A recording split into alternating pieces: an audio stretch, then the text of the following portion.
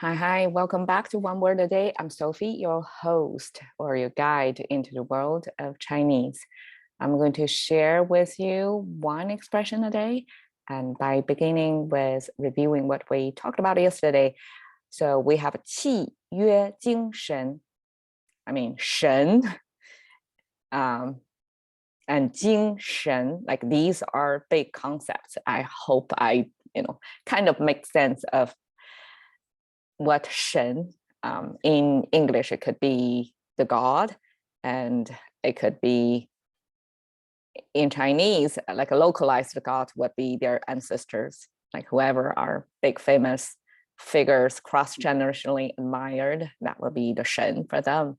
And it could be your own attention, like your focus, your mindset, your consciousness, that could be another Shen. So we have this contract.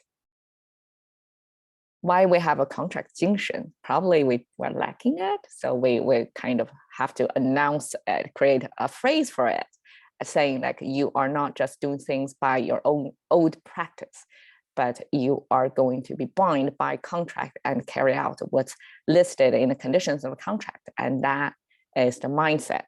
精神 here altogether could be more like a mindset. So that's the kind of the practice, the principles you're going to follow when you have a legal contract. Well, I'm not sure about the legal part, but is the contract following? And we are going to continue with the Shen. So we talked about the 3 levels of Shen in Chinese culture. And over here, it could mean the essence. So it's more like a Jing. So you have 出神入化. You have this motion of outward going and inward going. 出 is out, 入 is in. So, okay, so when we talk about exit, right? In English is exit. Chinese would be 出口. 口 is the mouth, the block thing, right? So that simply means that's the exiting point, right? So this is 出 and 入. It almost look like 人. 人 is like perfectly symmetrical, right? But if you have one side over, toppling over kind of like this, that becomes enter. Somehow, go figure. Probably it looks more like a person walking with the first step, reaching out to the front. That means enter. I don't know. Imagine that must comes from the image, right? It's a meaning. There's only itself. It must be a meaning maker. So this, I would envision it as somebody walking in toward entrance or something. So this is the opposite of exit. Going out, this is going in. So what does it mean?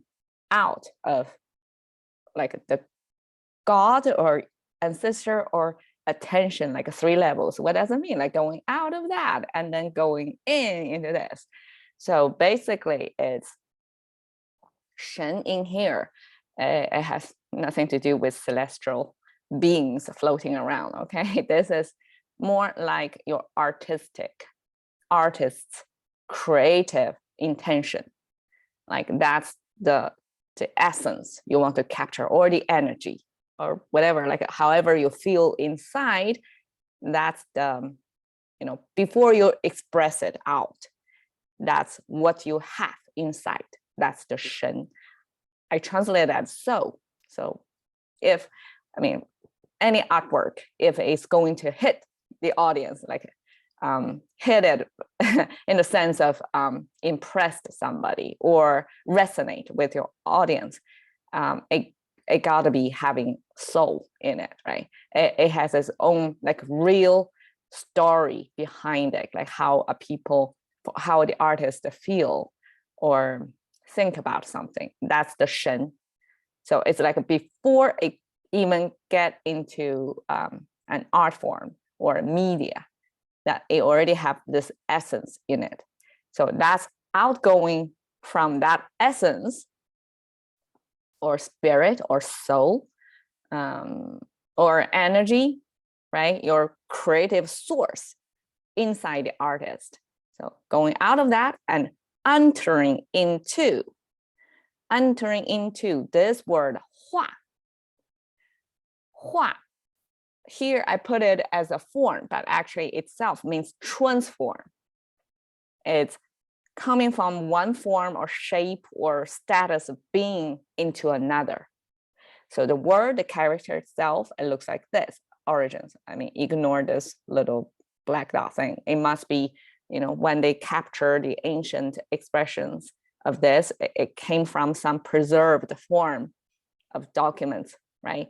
There was no paper. I mean, paper probably decayed over the years, and this must be somewhere on either shell or on a stone, like the old form of writing preserved. So this is when they were trying to capture that. That must be the word above it, right? Kind of leaking through the next word frame. So this is the 画 in its ancient way of, image. And you can kind of see this character by itself. It's so okay, you ignore the left part, the right portion. By itself, it means a short knife. It kind of looked like a short knife. I don't know. I never used a short knife. I mean, I did in the kitchen, but this is kind of a stab, right? A short knife thing. And then pivot, kind of twist with this as the center point. If it twists, it's going to be facing downward like that, right? If this is the handle of a knife, right? Now the handle is over here. It's like 180 degrees flip over like that. So that's the origin of this word. That means some form, and then it got flipped into another form. It's the same thing, but it's a different angle in this case. So this is just to visually to show you that one entity or whatever that thing is going to be transformed somehow to another form. But here it's to express it visually. It's just a flipping over 180 degrees.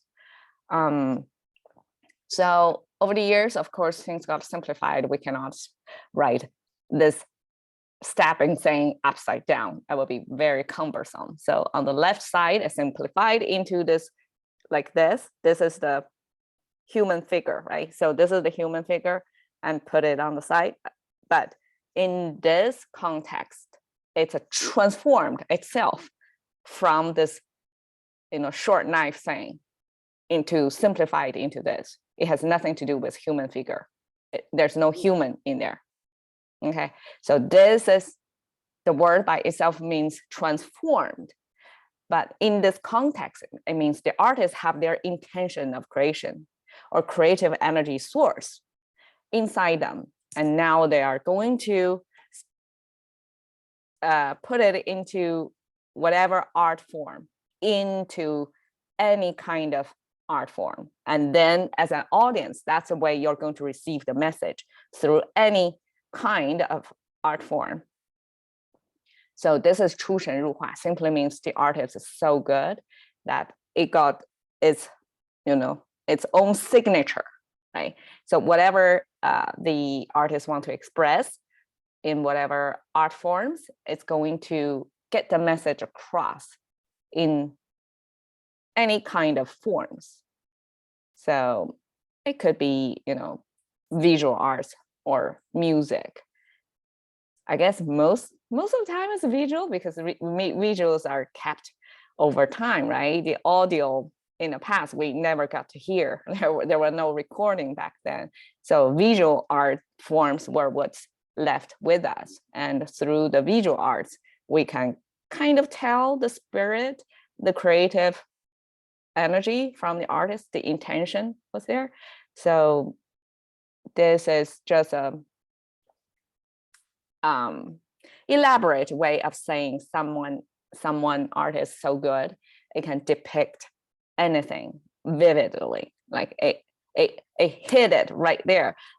Like sometimes when you see artist expression, it's it's better than reality even, right? Because the artist will capture the essence of something, extract it and put it in the art form to make it obvious or more harmonious, right?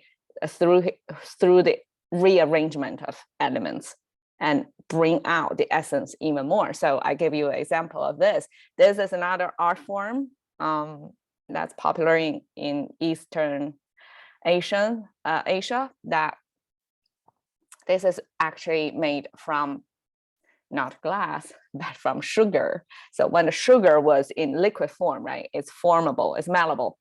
And artists would take that short time window to make it into shapes and color it. And so this is one type of fish, pet fish species popular over there. And this is just to show how delicate it could be. It could look better than the real thing, right? Because it's artistically transformed, right? So in this case, it could be like out of not talking about the creative energy source from the creator, but it's like whatever the object, the essence, the spirit of the object are going to be transformed into an art expression that bring out even more of it. So this is 出神入化. All right, so that's today's expression. Hope to see you another day. Thank you for your time.